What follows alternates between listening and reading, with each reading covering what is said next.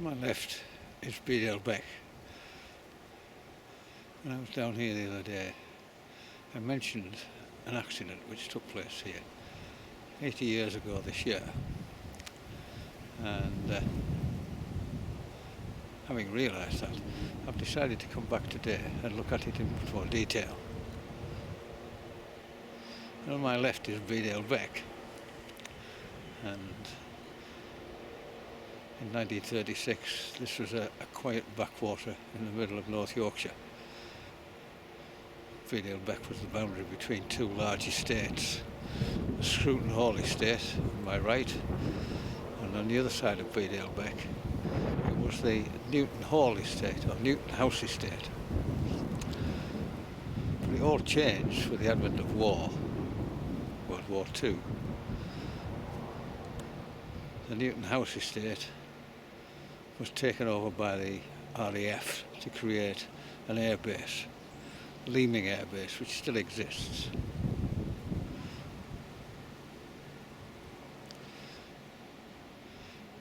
And Hall Place from 1939 reverberated to the sound of giant engines, of bombers, 24 hours a day, non-stop. And then in 1946 they all disappeared, but the airbase still remains.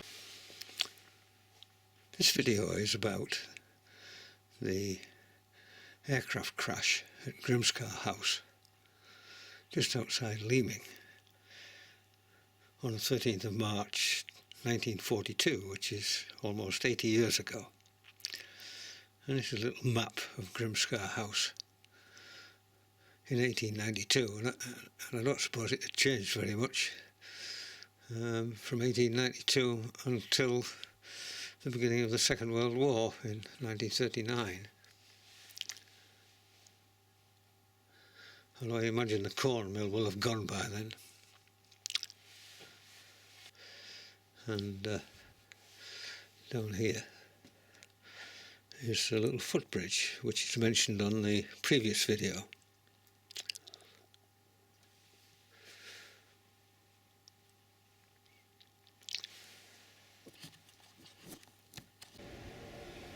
So I just turn round.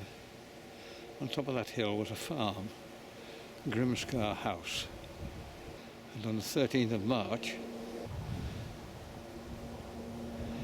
a Whitley bomber, twin engine bomber from number 77 Squadron, stalled when it was coming into land and took the roof right off the farmhouse. The plane burst into flames in the garden of the farmhouse, and the 5 crewmen subsequently died. 4 of them were trapped in the wreckage and died instantly. The other one survived for a day, but he was taken to Catholic Hospital, and he died the following day on the 14th of March.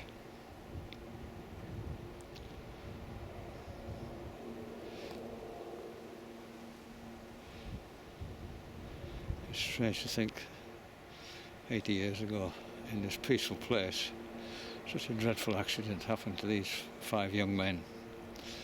Fortunately, the occupants of the house, a family called Hudson, I think, they all survived unscathed.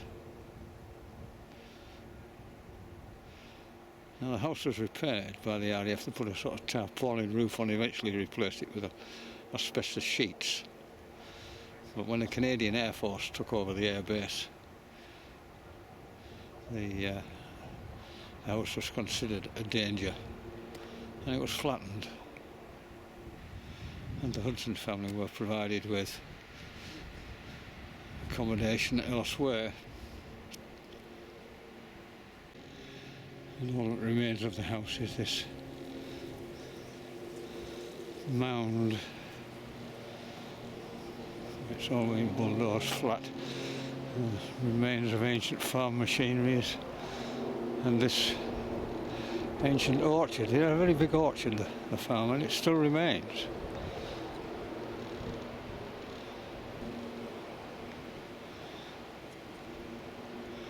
And today it's remarkably peaceful.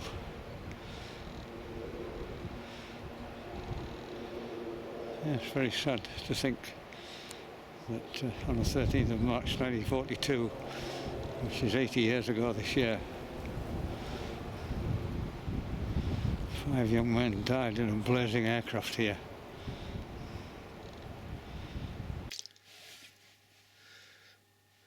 So on the 5th of September 1941, RAF 77 Squadron moved to Leeming Aerodrome, where it was part of the 4th Group of Bomber Command. It had been down at Driffield, and it flew Armstrong Whitworth Whitley twin-engined medium bombers, which were almost obsolete and soon to be replaced with 4-engine Halifaxes, and then eventually with the very famous Avro Lancasters. And there's a photograph of an Armstrong Whitworth Mark V Whitley flying over the English countryside somewhere. The interesting thing is to note just how tiny the fields were compared with now, 80 years later. And there are the sort of specifications of this AW-38 Whitley Mark V.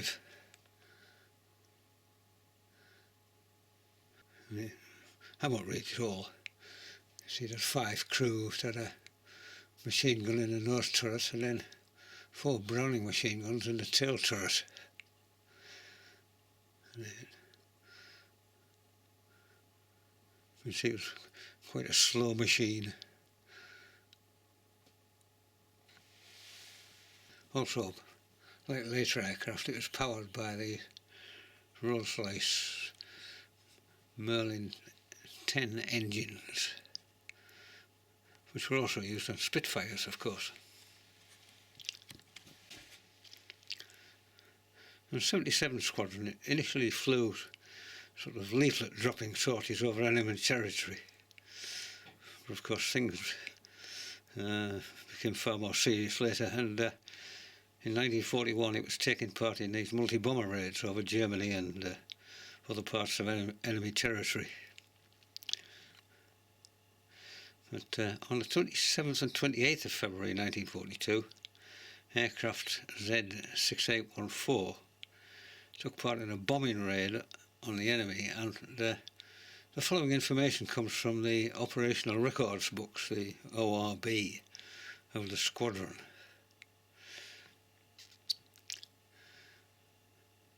And the target was Wilhelmshaven,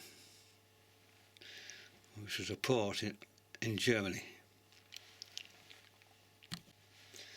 So it took off at 6:15, 18-15 hours, and it returned at 0100 hours the following day. And then these were the remarks written in the report. Dense cloud was experienced crossing the North Sea, increasing to 1010. I assume that's no visibility at all. No ground detail could be identified. Flak was encountered over Borkum. I don't know where that is. Few searchlights were seen. Bombs were dropped on the ETA. Flak was encountered after crossing the enemy coast, and considerable light flak over the target area. No results of attack could be observed owing to cloud. And in this little statement here, aircraft was hit by flak and the port wing and tail plane were hauled. That must be a really nerve-wracking experience.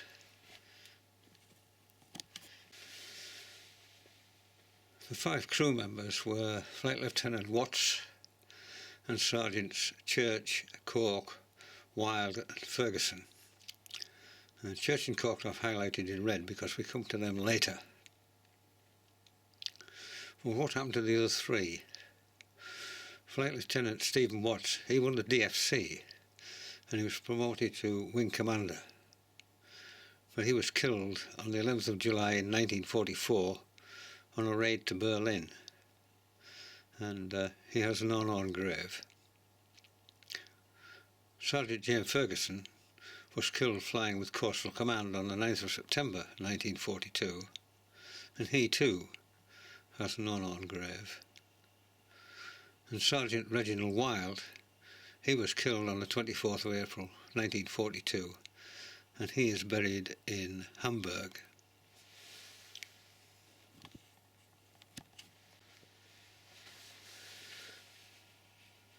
And only 3 days later, on the 3rd and 4th of March, all 13 of these Whitley aircraft took part in a raid on Bullincourt. The route was from Leeming, Cottesmore Light, Abingdon, Bognor, St Valery, Bullincourt, and then back again, carrying one 1,000-pound bomb, 3 500-pound bombs, and two 50-pound bombs. And that was the crew. Sergeant Kenneth Clarence Edward Cork, he flew in Z6814. Sergeant James Ernest Church, he flew in Z9321. Sergeant Neil Shaw Smith flew in Z9321, and Flight Sergeant John Lyndon Moore, he flew in Z6629. So Cork and Church had their aircraft peppered with flak. 3 were up again. It was never ending. Such bravery. Anyway, on this particular sortie, they all returned safely. Now another 10 days passed, and on the 13th and 14th of March, 2 aircraft went on a sort of freshers run to Boulogne. I think these fresher runs were to acquaint new crew members with the aircraft and operations before they went on sort of major raids over Germany. And this is from the OBS of Z6975. The pilot was J.L. Moore. The second pilot was Sergeant J.E. Church. The observer was Sergeant K.C.E. Cork. And the wireless operator, air gunner, was Flight Sergeant R.J. Lewis, who was also a member of the Royal Canadian Air Force. And the air gunner was Sergeant N.S. Smith. And that was the route. Leeming, Finningley, Orford Ness, Sanget, Boulogne, and then back again. We were carrying 14 250-pound bombs, and they took off at 18-16 hours in the evening, and they returned at 23-26 hours. And then the remarks. Bombers were dropped at position 5120 north, 0200 east from 10,000 feet. And the aircraft crashed at Grimscar House on the northeast extremity of Leeming Aerodrome, and all crew except Flight Sergeant Lewis were killed. Flight Sergeant Lewis died later in hospital. The second aircraft, it landed at Middle St George at 0038 on the 14th of March, and it had probably been diverted there, having been informed of the accident at Grimscar House. And there you can see Grimscar House on Google Earth at the end of Mill Lane. Grimscar House remains, and the crash site in the orchard garden of the house. So there you can see Grimscar House. This is where the crash took place, and down here is the end of the east-west runway at Leeming Aerodrome, where they were attempting to land.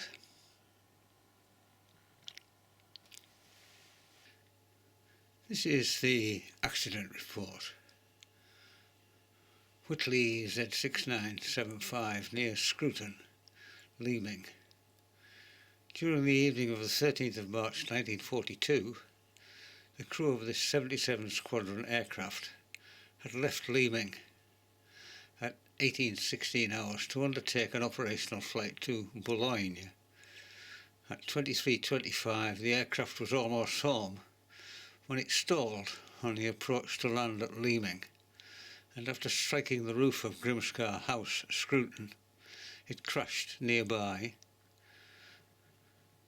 The wreckage caught fire. 4 of the crew were killed in the crash, and a 5th member died the following day at Catterick Military Hospital. The crash investigation found that icing conditions acting on the airframe may have given the wrong airspeed readings, and the pilot was unaware it was about to stall. Ice formations on the windscreen were also to blame, which limited the pilot's visibility. The Hunter family, who lived in the house, had a lucky escape. They would then have to move out, with the house eventually being demolished.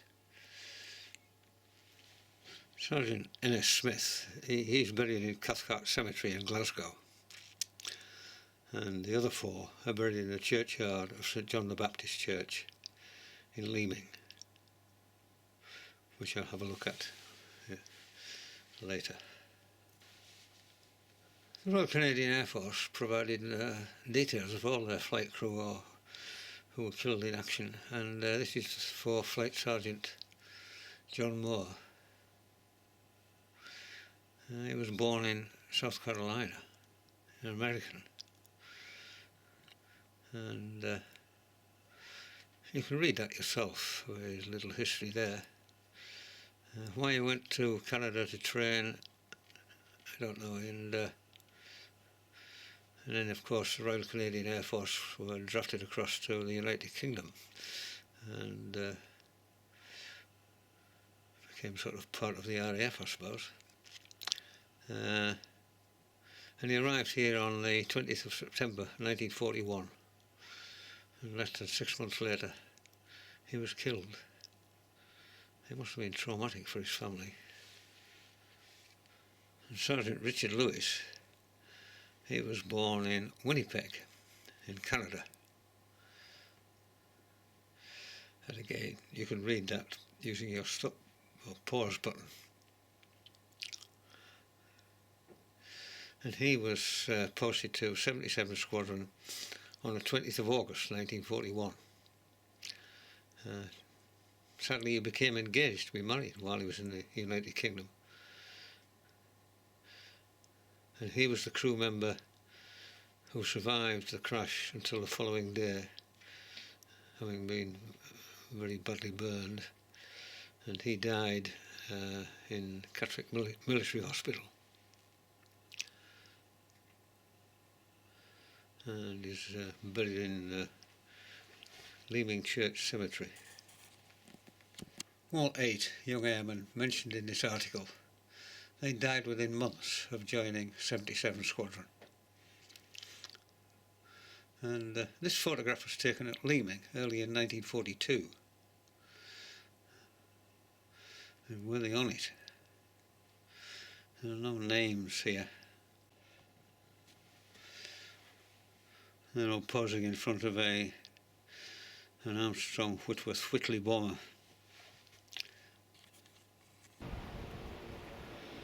Anyway, let's go to Leeming Church, which is the resting place of 4 of them. The other one was obviously from Scotland, and he's buried in, I think it's Cathcart Cemetery in Glasgow. This is Leeming Parish Church. If I just turn around,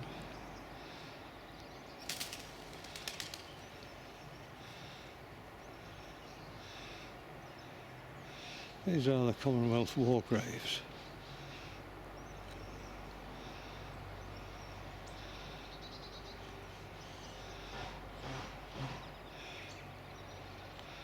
Of young men who gave their lives for our freedom all those years ago. Most of them were killed in aircraft accidents.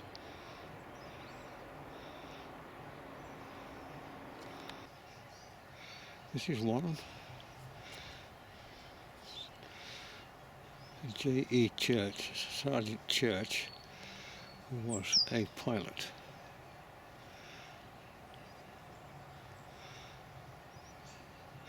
And next to him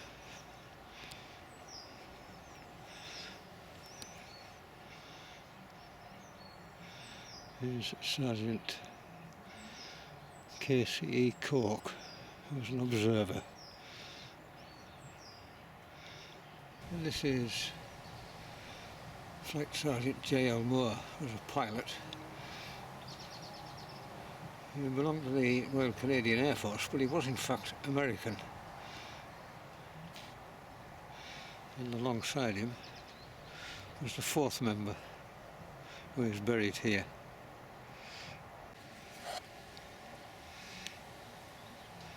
And another Flight Sergeant, R.J. Lewis, who was the wireless operator and the air gunner. And he was Canadian. And he belonged to the Royal Canadian Air Force. And he didn't die in the Inferno. Immediately, he died the following day, having been taken to Catterick Hospital, the military hospital at Catterick. Well, what can you say? A tragic loss of young lives.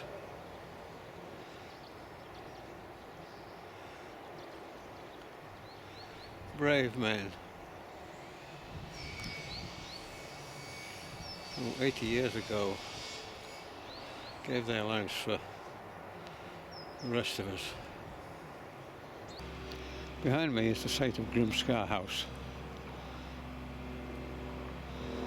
And I'm looking down at the crash site of that Whitley Z6975 bomber, where these 5 young airmen were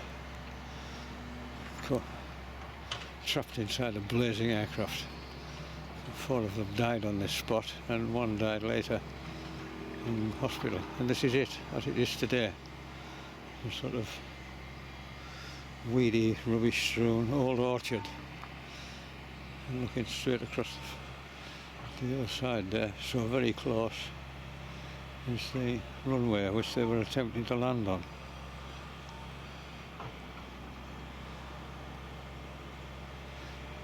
A tragic loss of life that was. But there's nothing here to indicate that a crash took place here. There's no little memorial, no evidence whatsoever. And in the summertime, of course, it's just sort of waist high in weeds. If I just turn around, you see bits of farm machinery laid all over. Grimscar House, that's where these trees are. It's been bulldozed flat, and I think it's just been shoved down this bank into the orchard.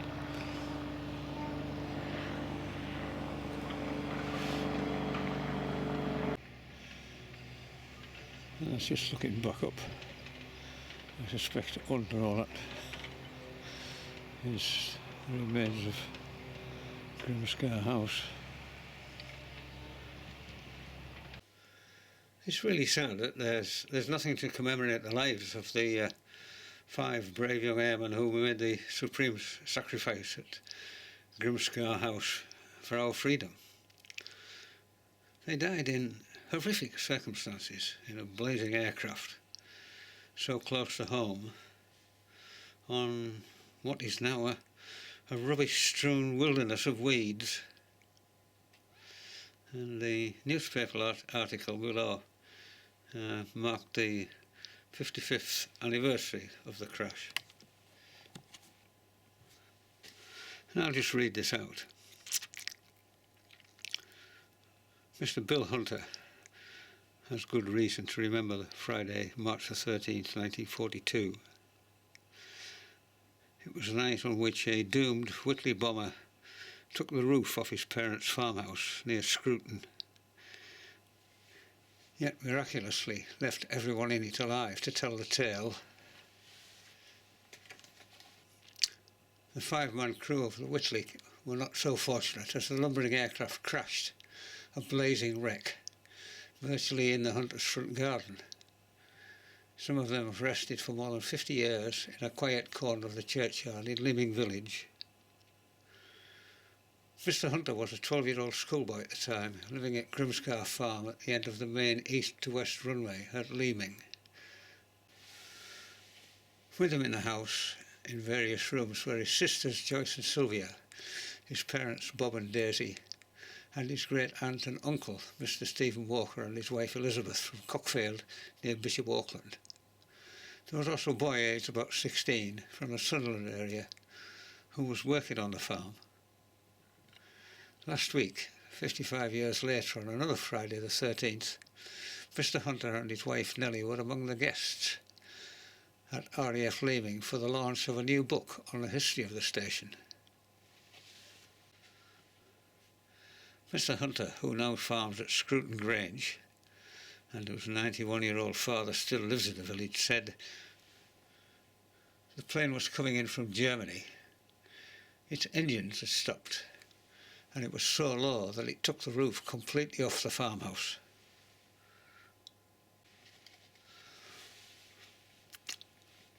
One room that was unoccupied in the house was completely flattened, and a granary at the end of the house was demolished. It was a heck of a shock for all of us, but none of us was hurt. It was the luckiest day of our lives. All the RAF lads were burnt to death in the plane, apart from one who got out and went through a Beck blazing. He died the next day. Mr. Hunter said a temporary asbestos roof was put on Grimscar farm, but the buildings were eventually demolished because they were considered to be in a dangerous position on the flight path. Here's the modern day equivalent flying over Grimscar House, a Hawk trainer.